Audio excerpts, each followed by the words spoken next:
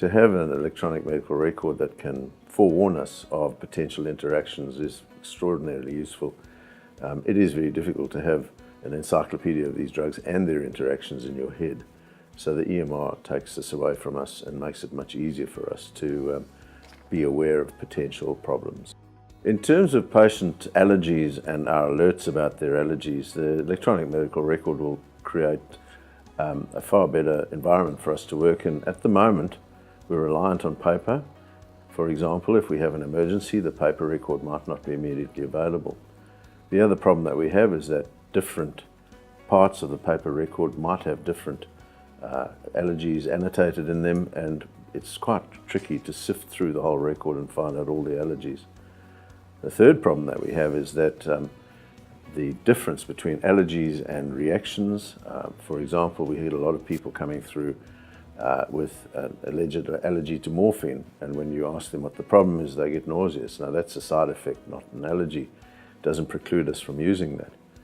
However, the paper-based record will just state allergy, so we've no idea. And the patient's asleep, so we can't ask them.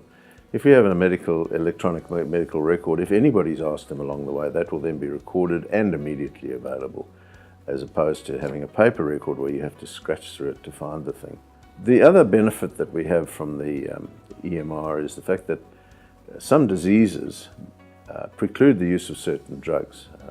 Good examples are, a common example is the use of non-steroidal anti-inflammatory drugs in people with peptic ulcer disease or asthma or renal failure. Sometimes inadvertently somebody might put a patient onto one of these drugs in a situation where their disease would normally be a contraindication.